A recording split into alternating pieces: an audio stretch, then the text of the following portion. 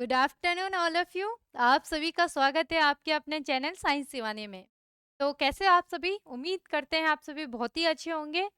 तो आज हम पढ़ेंगे बर्क सीरीज। इसका मतलब है हमारा चैप्टर कंप्लीट हो गया है। बहुत खुशी की बात है ना।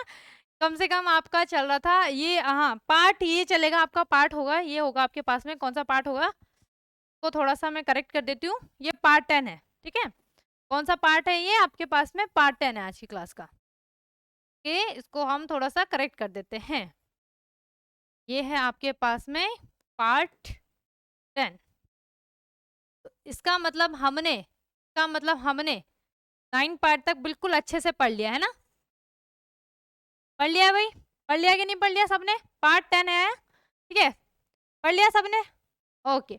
तो 9 पार्ट तक आप सभी ने अच्छे से पढ़ लिया होगा। अगर किसी को भी कोई भी डाउट होता है तो आप हमसे पूछ लीजिए, कीजिए कमेंट सेशन में, ठीक है। तो बर्क सीरीज आपको पता है, जो बच्चे नए हैं उनके लिए बता दूं मैं आपको। मैं जैसे ही चैप्टर आपका कंप्लीट हो जाता है उसके बाद में आपके लिए बर्क सीरीज लेती हूँ। बर्क सीरीज क्या है भाई? कौन सी सीरीज है ये? Board examination related question. ऐसे क्वेश्चन जो आपके पास में आपके सिलेबस में तो है, टॉपिक सिलेबस में है, लेकिन हम उन्हें जिस तरीके से पढ़ते हैं वो क्वेश्चन हमें उस तरीके से नहीं पूछता है ना। या आप ऐसे समझ लो कि इस चैप्टर से रिलेटेड एक ऐसे टॉपिक जो हमें नहीं पढ़ाए जाते है ना, जो लेकिन हमारे पेपर में आ रखे हैं। ये सारे क्वेश्चन आपके कहाँ पे आ रखे हैं? बोर्ड एग्जामिनेशन के प्रीवियस, आपके पास में प्रीवियस क्लासेस में, आपके प्रीवियस ईयर में आ रखे हैं, ठीक है। तो बर्क सीरीज आज हम पढ़ने जा रहे हैं, है ना। थोड़ा सा इसमें इंपॉर्टेंट भी हो जाता है, अच्छे से समझ लेना क्या है आपके पास में। पहले तो हम इसमें थोड़ा सा पढ़ लेते हैं। हमने कल की क्लास में कंप्लीट किया था आपके पास में सीएफटी। तो 8 सिद्धांत मैंने आपको, अवधारणाएं थी सीएफटी के द्वारा जो दी गई थी, है ना। तो वो मैंने आपको अच्छे तरीके से बता दिया था। वीबीटी में अंतर, सीएफटी में अंतर, ये सारा मैंने आपको अच्छे से एक्सप्लेन करवा दिया था कि क्या क्या होता है भाई, है ना। थोड़ा सा क्वेश्चन को पढ़ लेते हैं। उपसह संयोजन यौगिकों में उपसह संयोजन यौगिकों की संरचना संबंधी वीबीटी व सीएफटी सिद्धांतों की तुलना करें। देखो वैसे मैंने आपको ये तुलना कल बता दिया था, है ना। याद करो भाई, बता दिया था कल। हाँ, मैंने कल की क्लास में बता दिया था। फिर मेरे को ध्यान आया कि अच्छा ऐसा क्वेश्चन बना देते हैं यार, है ना।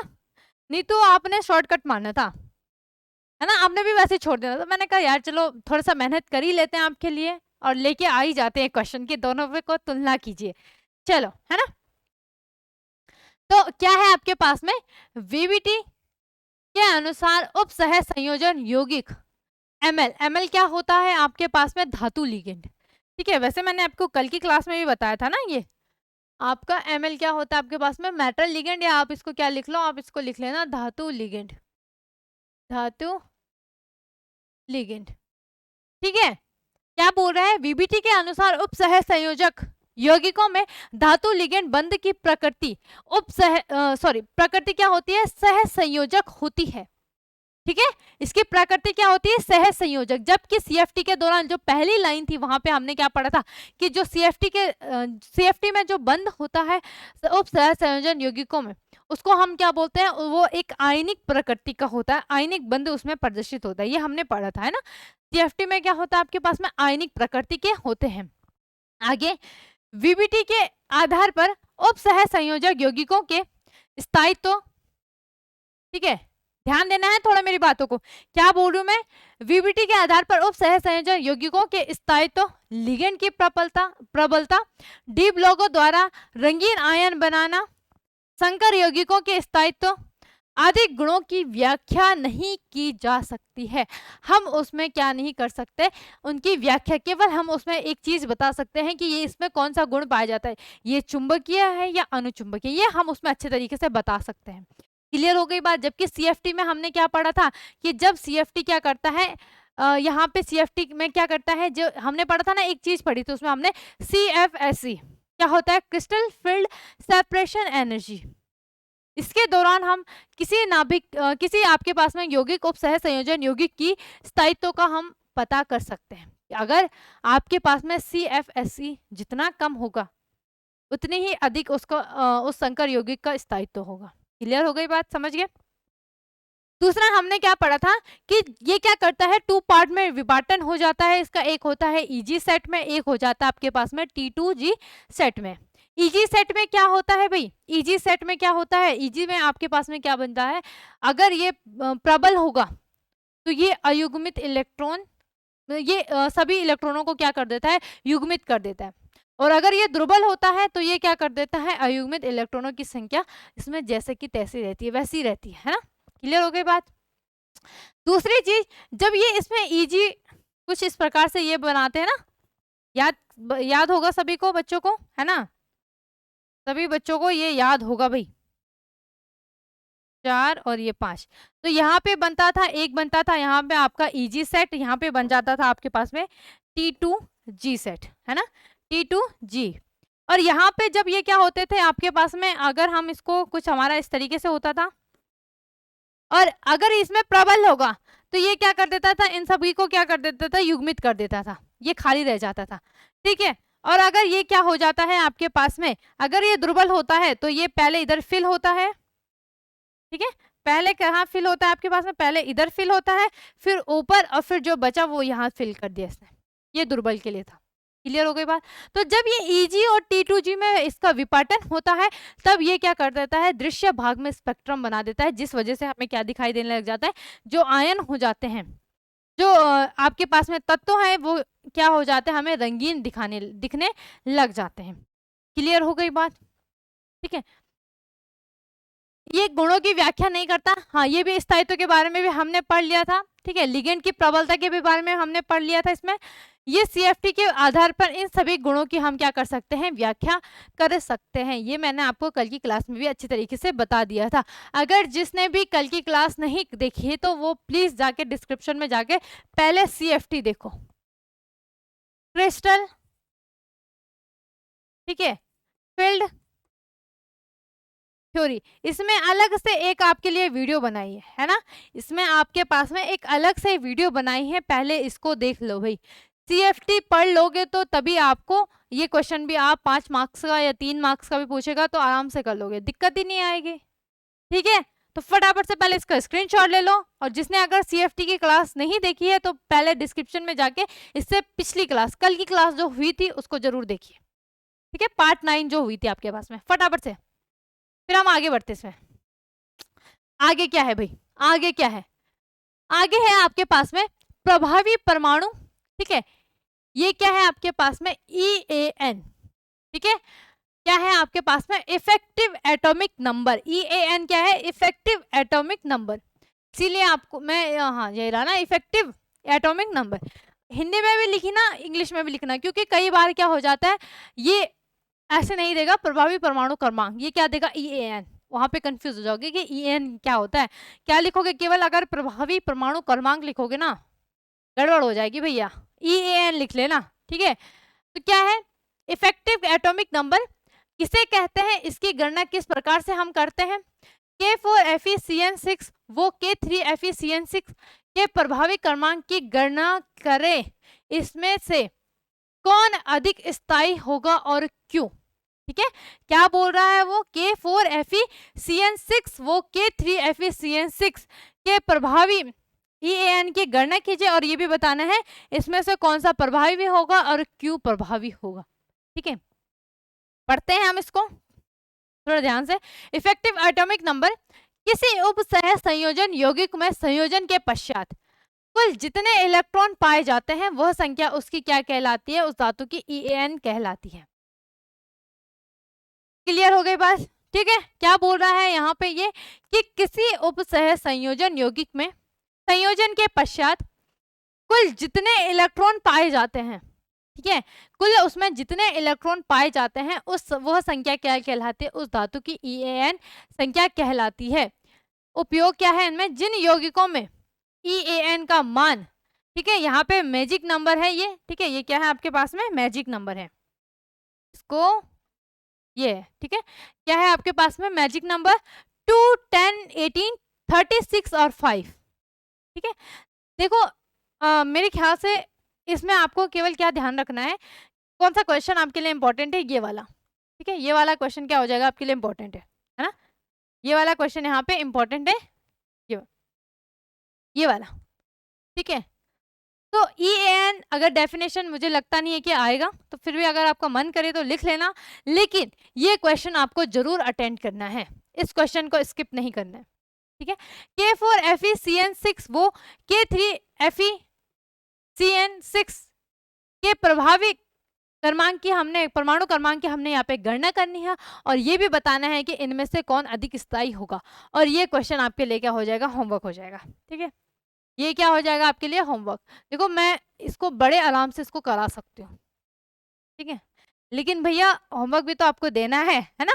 बिना होमवर्क के कैसे काम चलेगा, करते ही नहीं हो, कितना भी बोलूं मैं कि कर लो भाई, करते ही नहीं हो। जब क्वेश्चन छूटेगा कहीं ना कहीं पे ना, आपका स्किप हो जाएगा, तो बहुत मतलब बहुत सारे बहुत चांसेस ऐसे होते हैं कि आप उनको देख लेते हो, है ना। इसीलिए मैंने यहाँ पे आधा ही क्वेश्चन रखा, मैंने कहा चलो भाई हम भी थोड़ा सा यहाँ पे आपके साथ में गेम खेलते हैं कुछ, है ना। तो इसीलिए मैं बोल रही हूँ आपके पास में जो इम्पोर्टेंट है वो आपके लिए होमवर्क होगा। अगर आप नहीं कर पाए तो मैं आपको जो भी हमारी क्लास होगी उसमें आपको पक्का बता दूंगी, ठीक है। इसके बाद हमारा चलेगा जैव अणु वाला चैप्टर चलेगा, तो या फिर मैं इसको कहाँ ले आऊंगी, या मैं इसको MCQ में पूछूंगी, तो अच्छे से पढ़ लेना। इसीलिए नहीं, ये पक्का आएगा आपके पास में MCQ में, ठीक है। ये क्वेश्चन आपके पास में MCQ में पक्का आएगा, पूछूंगी मैं, ठीक है। तो अच्छे से पढ़ लेना, इसीलिए जब आपके MCQ में अच्छे से तैयारी रहते ना, पढ़ लेते, जो मैंने बोल दिया ना कि मैं पूछूंगी तो इसका मतलब पूछूंगी, तो पढ़ लेना इसको, और मुझे भी बता देना भाई, कमेंट सेशन में आंसर अपना दे देना कि इन दोनों में से कौन अधिक स्थायी होगा और क्यों, रीजन भी बताना है, ठीक है। चलो आगे बढ़ते हैं। आगे है स्पेक्ट्रोकेमिकल श्रेणी क्या है, ठीक है। क्या बोल रहा है यहाँ पे आपके पास में, स्पेक्ट्रोकेमिकल श्रेणी, ठीक है। जब आपके पास में क्या बोल रहा है, विभिन्न लिगेंड को उनके क्षेत्र विपाटन क्षमता, प्रबलता, मेन क्या है यहाँ पे, प्रबलता, ठीक है। ये छोड़ देना, विपाटन क्षेत्र छोड़ देना, विपाटन क्षमता क्षेत्र छोड़ देना, तो आपको समझ में नहीं आएगा, लेकिन प्रबलता आपको अच्छे से समझ में आ जाएगा, ठीक है। जब विभिन्न लिगेंडों को उनके प्रबलता के बढ़ते क्रम में लिखा जाता है, ठीक है, उनके किस क्रम में रख रहे हैं हम, बढ़ते क्रम में रख रहे हैं, ये बात नोट करने वाली है। इस प्रकार प्राप्त होने वाली जो श्रेणी है उसको हम क्या बोलते हैं आपके पास में, स्पेक्ट्रोकेमिकल श्रेणी कहते हैं। एग्जांपल हम यहाँ पे देख लेते हैं, जैसे आपके पास में क्या रखना है हमने, बढ़ते हुए क्रम, मतलब आरोही क्रम, है ना। अवरोही क्या हो गया, क्या हो गया, बड़े से छोटा, और सॉरी आरोही क्या होता है आपके पास में, छोटे से बड़ा, और अवरोही क्या होता है आपके पास में, बड़े से छोटा। असेंडिंग और डिसेंडिंग ऑर्डर, असेंडिंग में होता क्या होता है, ऊपर चढ़ते हैं, सीढ़ियां चढ़ते हैं, इस तरीके से याद रखो। आरोही मतलब सीढ़ियां चढ़ रहे हैं, धीरे धीरे सीढ़ियां चढ़ रहे हैं। अवरोही सीढ़ियां उतर रहे हैं, सबसे बेस्ट एग्जांपल है अवरोही का, है ना। जब आपने 11th क्लास में, आप 4th 5th क्लास में रहे होंगे, तो जरूर सर ने कहीं ना कहीं एग्जांपल आपको बताया होगा, और अगर नहीं भी बताया होगा तो जरूर ये बताया होगा कि आरोही और अवरोही क्या होता है, असेंडिंग और डिसेंडिंग, ठीक है। आरोही को असेंडिंग, अवरोही को डिसेंडिंग, ठीक है। चलो, तो सबसे पहले यहाँ पे आपके पास में आरोही क्रम में हमने लिखना है, तो सबसे पहले जिसकी सबसे कम प्रबलता होती है वो होता है आपके पास में आयोडीन, I-, ठीक है। उसके बाद में आपके पास में आ जाता है Br-, ठीक है। क्या आएगा आपके पास में, यहाँ पे आता है आपका I- Br, ठीक है। पहले मैं ये आपका साइन बना देती हूँ, चलो ठीक है भाई।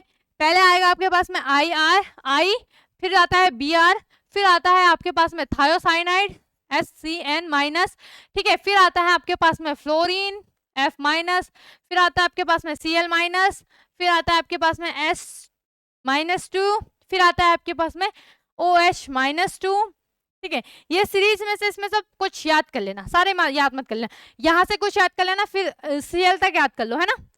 Cl तक आप इसमें से याद कर लेना भाई, ठीक है। Cl तक आपने याद कर लेनी है, थोड़ी लंबी सीरीज है ये, ठीक है।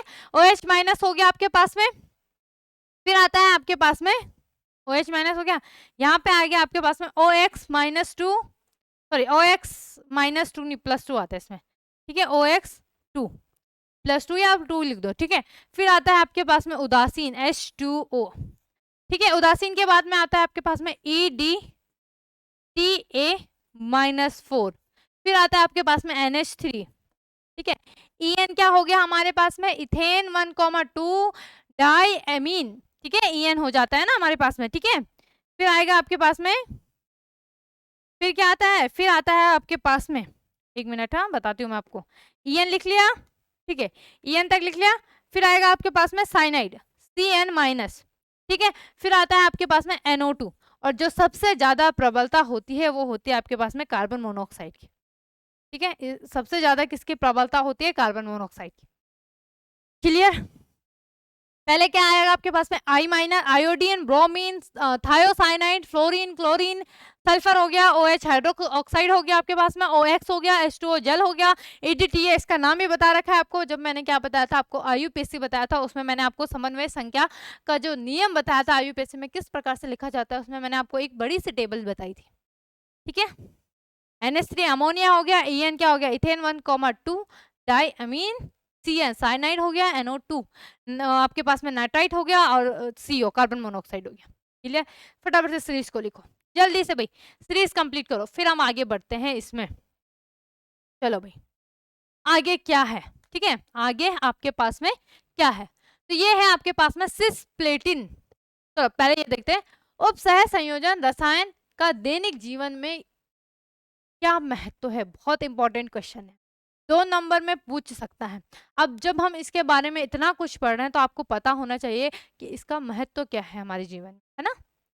या सिस्प्लेटिन किसे कहते हैं, इसका उपयोग क्या है, इंपॉर्टेंट है दोनों चीजें यहाँ पे, पहले पढ़ लेते हैं आपके पास में। उपसह संयोजन यौगिक, ठीक है, जैविक तंत्र की विभिन्न घटनाओं के प्रयुक्त किए जाने वाले इनमें कुछ उपयोग है जो निम्न प्रकार से। पहला क्या है, जल की कठोरता दूर करने के लिए EDTA का प्रयोग किया जाता है।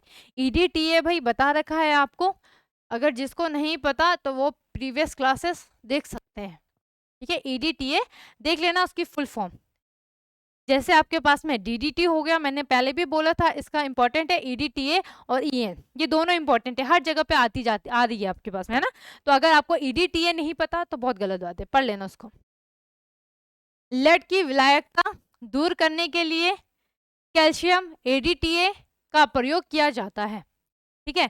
कुछ जैविक तंत्र जैसे हीमोग्लोबिन में आयरन, क्लोरोफिल में Mg, विटामिन B12 में कोबाल्ट के संकुल पाए जाते हैं। इंपॉर्टेंट है ये सबसे, ये पता क्या है आपके पास में, तीसरा वाला पॉइंट ऐसा पॉइंट है ना, क्या है, कैसा पॉइंट है, ये बहुत इंपॉर्टेंट है, कई बार वो पूछ सकता है आपके पास में, है ना। इस आपके पास में थर्ड पॉइंट का आपका कहीं ना कहीं, अगर आप बायो से हैं तो ये आपका बायो में भी आपके पास में होगा, ठीक है। थर्ड पॉइंट क्या है, थर्ड पॉइंट में कि कुछ जैविक तंत्र जैसे हीमोग्लोबिन में आयरन पाया जाता है आपके पास में, क्लोरोफिल में आपका मैग्नीशियम, और जो आपके पास में विटामिन B12 होता है इसमें कोबाल्ट के संकुल पाए जाते हैं। फोटोग्राफी में सिल्वर थायोसल्फेट, ठीक है, सिल्वर क्या है, ये थाई मत लिखना है, इसको लिख लेना थायो, ठीक है। क्या है आपके पास में, सिल्वर थायो, सिल्वर थायोसल्फेट संकुल का प्रयोग किया जाता है, किसमें किया जाता है, फोटोग्राफी में। फोटोग्राफी क्लिक क्लिक जो होता है ना, क्या था वो, खींच मेरी फोटो देखी होगी किसी ने है ना, इस प्रकार से। तो वहां पे क्या हो जाता है, सिल्वर का प्रयोग किया जाता है ना। सिल्वर क्या हो गया, चांदी Ag वाला, है ना। कुछ संकुल यौगिकों का प्रयोग औषधि के रूप में भी किया जाता है, जैसे आपके पास में क्या हो गया, सिस प्लेटिनम हो गया, सॉरी प्लेटिनम नहीं, प्लेटिन क्या हो गया आपके पास में, सिस प्लेटियन का प्रयोग कैंसर के उपचार के लिए किया जाता है। किसका प्रयोग किया जाता है, यहाँ पे आपके पास में जो सिस प्लेटिन होता है, अभी मैं उसका फॉर्मूला भी बताऊंगी और उसका संरचना भी बताऊंगी आपको, ठीक है। देखते हैं हम, तो क्या होता है इसका जो फॉर्मूला होता है, ये होता है आपके पास में PT, देखो प्लेटिन है तो PT आएगा, है ना, NH3 का होल ट्वाइस, ठीक है। और क्या होता है, Cl2, है ना, क्या होता है Cl2। अगर आप यहाँ पे देखो ना उपसह संयोजन की संख्या PT में, तो कितना होता है, फटाफट से बताओ कितना होगा भाई, जल्दी से, 4 होंगे, कितना होगा यहाँ पे 4। संरचना किस प्रकार से बनेगी, इसकी संरचना बनेगी, तो लिख लेना, ये क्या है आपके पास में, सिस्प्लेटिन, सिस्प्लेटिन, ठीक है। संरचना, संरचना हम यहाँ पे इसका बना देते हैं, तो पहले PT मिड में आ जाएगा आपके पास में, ठीक है। फिर क्या बनेगा आपका NH3, यहाँ पे भी आपके पास में क्या बन जाएगा, ये NH3 जुड़ा होगा कुछ इस प्रकार से, यहाँ पे आपका Cl और यहाँ पे भी आपके पास में Cl, ठीक है, और डॉटेड लाइन से इनको जोड़ देना इस प्रकार से, ठीक है भाई, डॉटेड लाइन से इसको बना देना NH3, यहाँ पे भी आपके पास में क्या आ जाएगा, ये NH3, ये ठीक है, और कैपिटल ब्रैकेट में बंद करना मत भूलना, ठीक है।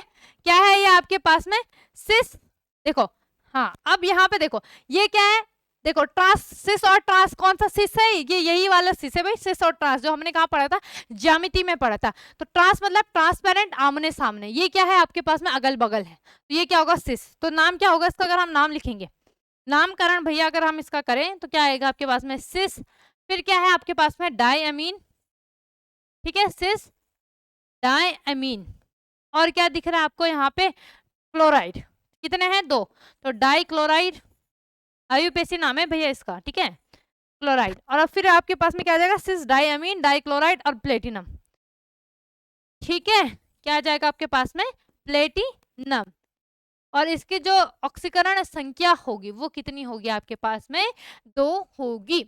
इसको ही हम क्या बोलते हैं, सिस्प्लेटिन बोलते हैं, जिसका उपयोग कहाँ किया जाता है, कैंसर के उपचार में किया जाता है। क्लियर हो गई बात, फटाफट से स्क्रीनशॉट ले लो भाई।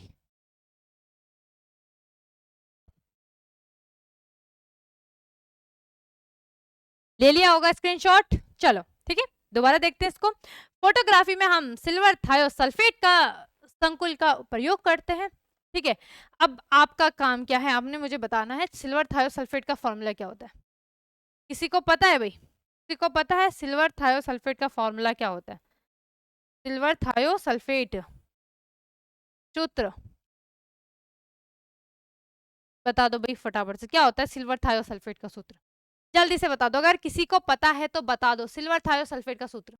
हाँ भाई, तो ये होता है आपके पास में, पता था किसी को, चलो मैं ही बता देती हूँ आपको, ये होता है आपके पास में Ag2S2O3, ये होता है सिल्वर थायोसल्फेट, ठीक है।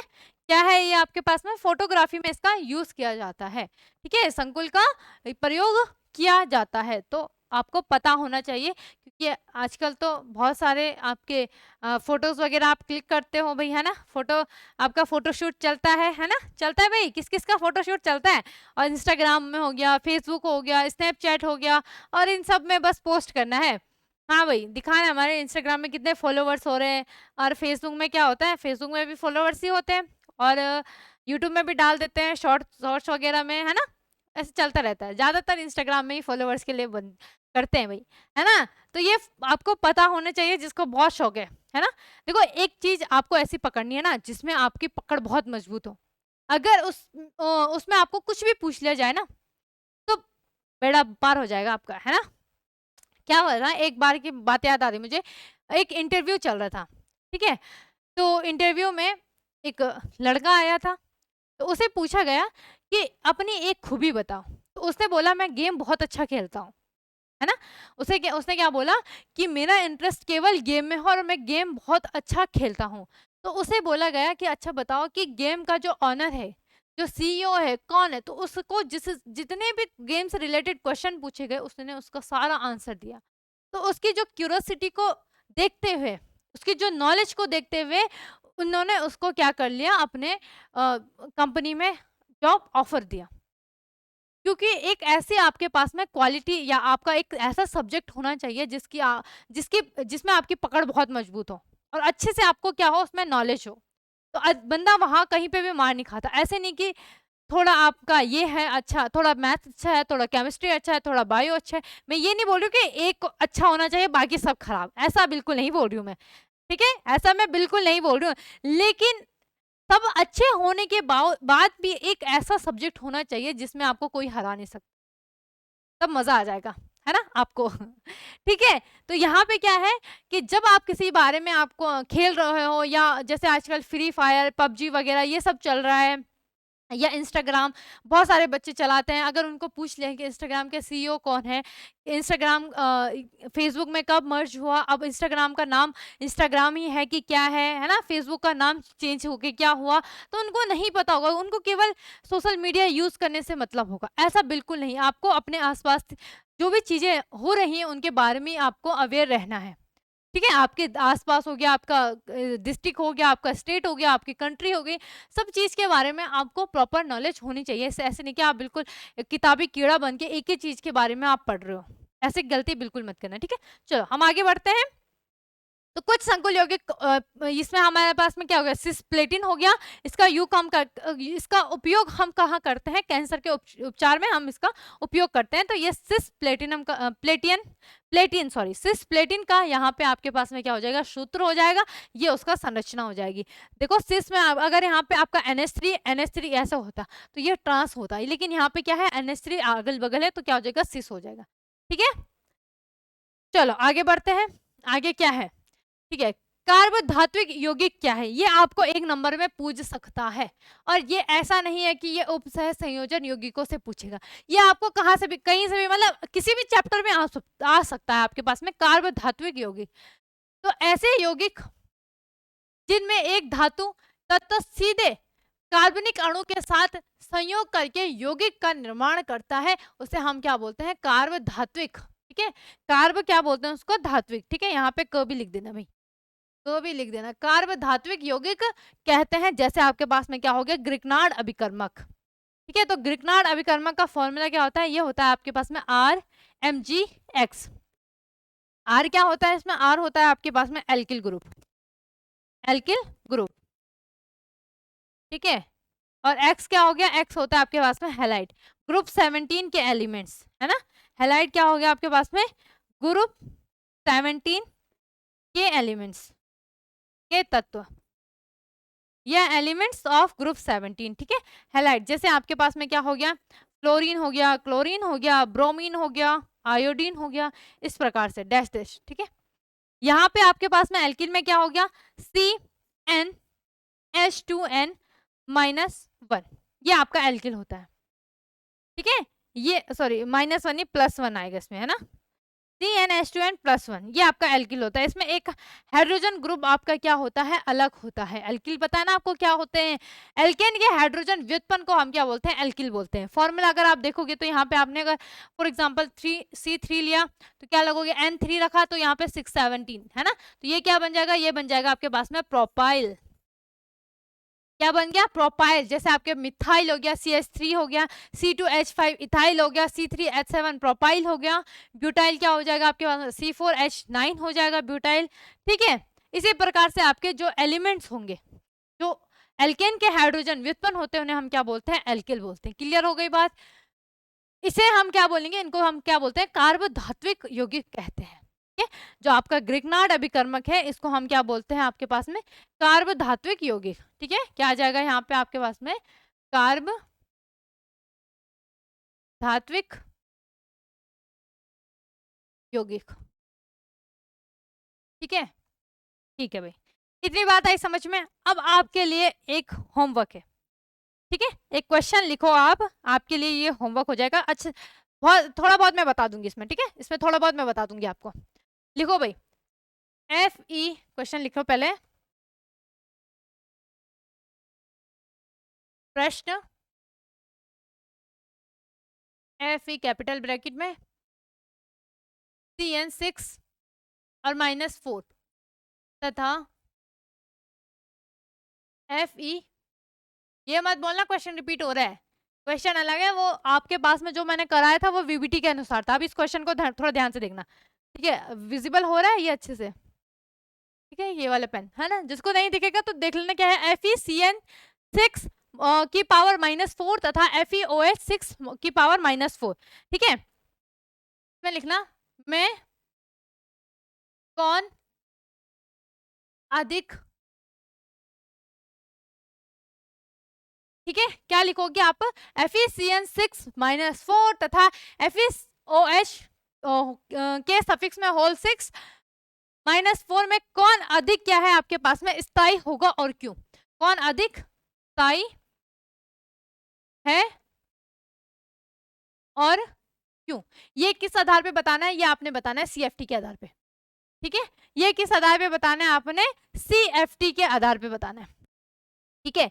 देखो इसमें कॉमन क्या क्या है, अगर आपको याद आ रहा होगा जैसे हमने पिछले क्वेश्चन में कराया था, तो सबसे पहले हम क्या करते थे, आपके पास में Fe की परमाणु संख्या है ना, इस Fe की परमाणु संख्या, Fe की परमाणु संख्या क्या हो जाएगी, ये मैं ऑरली करा रही हूँ, इसको आपने खुद करना है, ठीक है। कितना होता है 26, कैसे लिखते हैं हम इसको, इसको लिखते हैं हम AR, उसके बाद में क्या आ जाता है 3D6 और यहाँ पे क्या आ जाता है 2S2 सॉरी 4S2, क्या आता है आपके पास में 3D6 4S2 4P0, ऐसे लिखते हैं।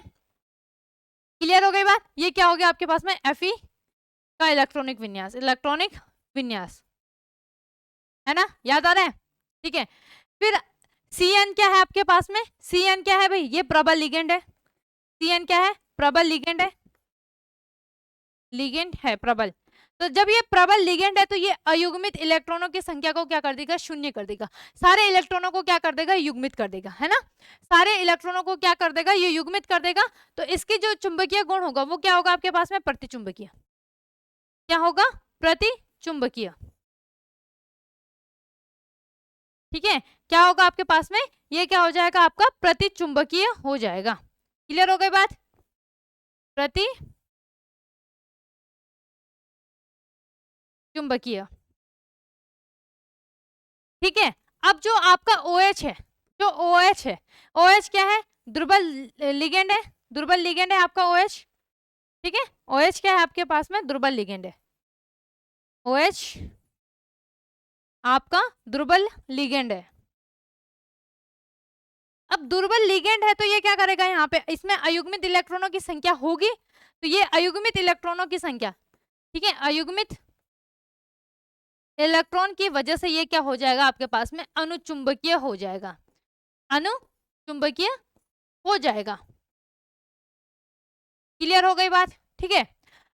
अब हमने जब पढ़ा था कि आपके पास में जब प्रबल लिगेंड होता है, ये हमने किसके आधार पे निकालना है, ये निकालोगे आप CFT के आधार पे, ठीक है, CFT से बताओगे आप मुझे, ठीक है। ऑरली मैं आपको क्वेश्चन बता देती हूँ, क्या आंसर बता देती हूँ, ठीक है। क्या है, पहले इस प्रकार से आपने लिखना है जैसे आपने पिछले उसमें करा था हमने, जब हमने क्या करा था VBT के आधार पे, तो इसका भी आपने ऐसे ही निकालना है। उसके बाद यहाँ पे क्या करोगे भाई, क्या करोगे, इसी तरीके से इसका जो आपका यहाँ पे कुछ इस प्रकार से बनेगा, फिर इसको दो प्रकार से विभाजित करोगे, एक होगा आपके पास में EG सेट और एक बनेगा आपके पास में T2G सेट, ठीक है। तो उस प्रकार से आपने यहाँ पे क्या बनाना है, उस प्रकार से आपने यहाँ पे क्या बनाना है, इनको लिखना है, अच्छे तरीके से लिख लेना, बना देना, क्वेश्चन को सॉल्व कर देना, ठीक है। दूसरी चीज, जब आपका यहाँ पे आप इसे सॉल्व करोगे तो ये कम क्या आ जाएगा आपके पास में, हमने एक और चीज पढ़ी थी, क्या पढ़ी थी हमने, CFSE, है ना।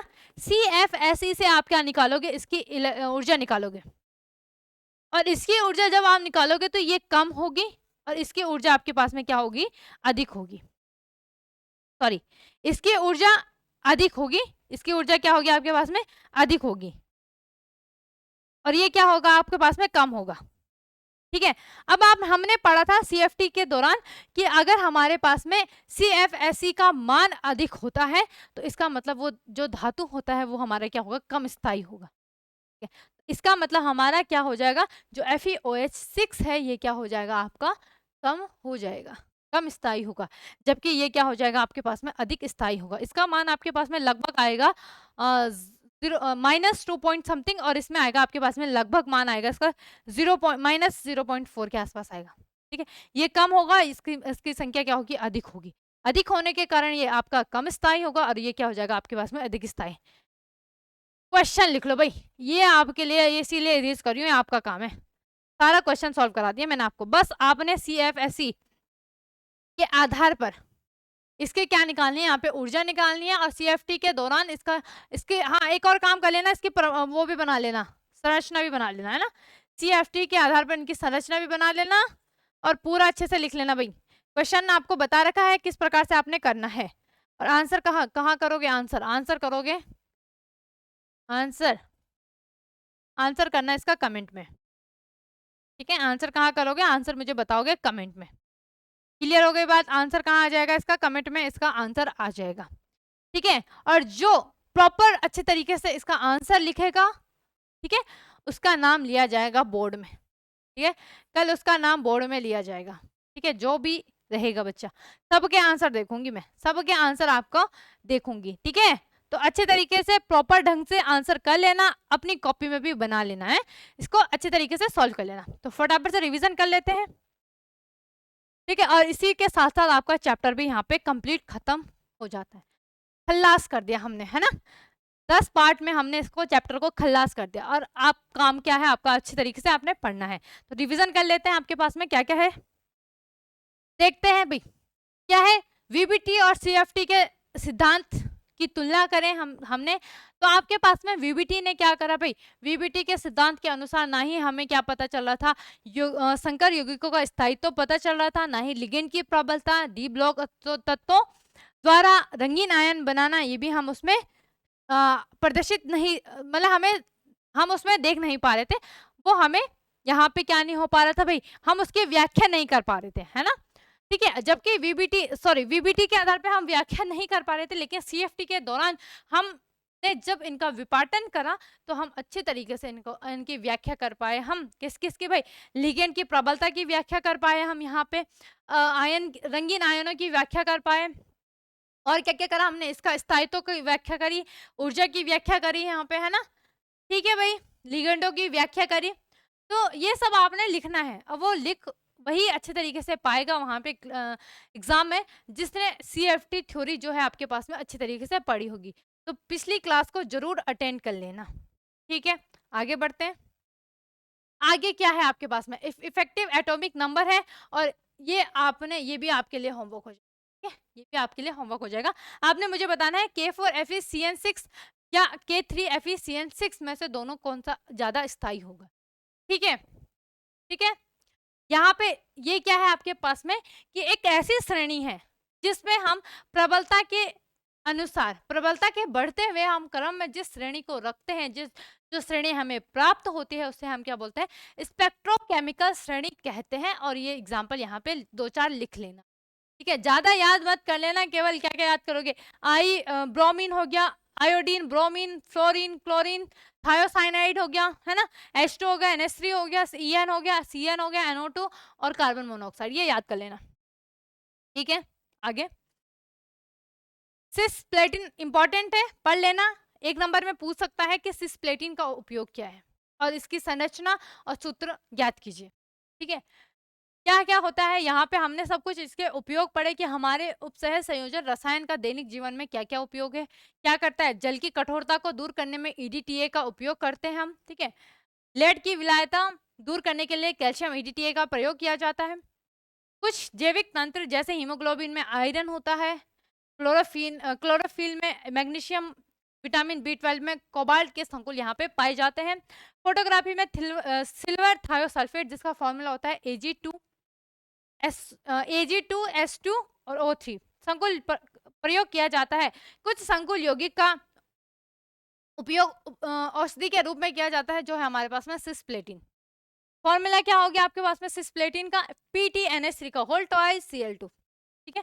ये कुछ इस प्रकार से क्या नाम हो गया इसका, आयुपेसी में नाम क्या हो जाएगा, ठीक है, यहाँ पे आप लिख देना ये क्या है इसका आयुपेसी नेम, ठीक है, ये क्या है भैया इसका आयुपेसी नेम है, आयुपेसी नेम,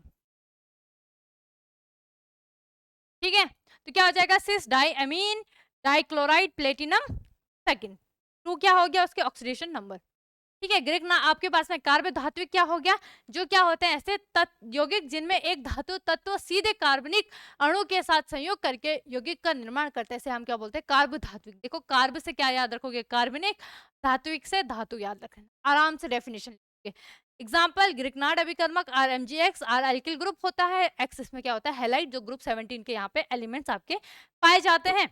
क्लियर हो गई बात। एल्किल क्या हो गया आपके पास में, एल्केन के हाइड्रोजन व्युत्पन्न को हम क्या बोलते हैं, एल्किल बोलते हैं। क्वेश्चन आपके लिए है FeCN6-4 हो गया आपके पास में, तथा FeOH6 हो गया -4 में कौन अधिक स्थायी होगा, क्यों, मैंने आपको पूरी तरीके से अच्छे से यहाँ पे एक्सप्लेन कर दिया है। बाकी प्रॉपर ढंग से आप आंसर कमेंट पे कर देना और अपनी कॉपी में भी इसको अच्छे तरीके से कर लेना। तो आज की क्लास के साथ साथ आपका ये चैप्टर यहीं पे समाप्त होता है। अब हम स्टार्ट करने जा रहे हैं इसके नेक्स्ट क्लास से आपकी स्टार्ट होगी जैव अणु, बायोमोलिक्यूल्स, ठीक है। अब इसमें जिसकी बायो होगी उसके लिए तो बहुत ही मजेदार बन जाएगा चैप्टर, है ना, क्योंकि इसमें बायोमोलिक्यूल्स में जितना आपने बायो में आप पढ़ रहे होंगे ना, या आपने 11th क्लास में पढ़ा होगा या 12th क्लास में पढ़ रहे होंगे, सारा वहीं ये आता है, इस चैप्टर में आता है, ठीक है। तो बायो वालों के लिए मजे पड़ेंगे इस चैप्टर में, है ना, ज्यादा उनको एक्स्ट्रा मेहनत नहीं करनी पड़ेगी। यहाँ पे उनका क्या होगा, अगर बायो में मतलब केमिस्ट्री पढ़ोगे ना, उन्हें ऐसा लगेगा हम बायो पढ़ रहे हैं। मैथ्स वालों के लिए थोड़ा सा हो सकता है, वैसे इसमें ऐसा इतना टफ नहीं है यार, केवल ये हो जाता है कि हाँ बायो वालों ने वो पढ़ा रहता है पहले से, बस मैथ्स वालों को थोड़ा सा इस चैप्टर को पढ़ना पड़ता है जो आपके पास में जीवाणु है। तो मैथ्स वाले भाई इस चैप्टर को बिल्कुल भी स्किप मत करना, क्योंकि अगर आपने ये चैप्टर नहीं पढ़ा तो गड़बड़ हो जाएगी। बायो वालों ने अगर 1% से सोच लो नहीं भी पढ़ा किसी वजह से, या कुछ हो सकता है कुछ कारण की वजह से, तो कोई बात नहीं, वो उसका आंसर किसी ना किसी तरीके से लिख लेंगे, लेकिन मैथ्स वाले आप नहीं लिख पाओगे। तो बिल्कुल भी क्लासेस को स्किप मत करना, चाहे मैथ्स हो बायो हो, दोनों का देखो बायो वालों का रिवीजन होगा, है ना। तो इसी के साथ साथ हमारा ये चैप्टर भी कंप्लीट होता है और आज की क्लास भी यहाँ पे समाप्त होती है। धन्यवाद।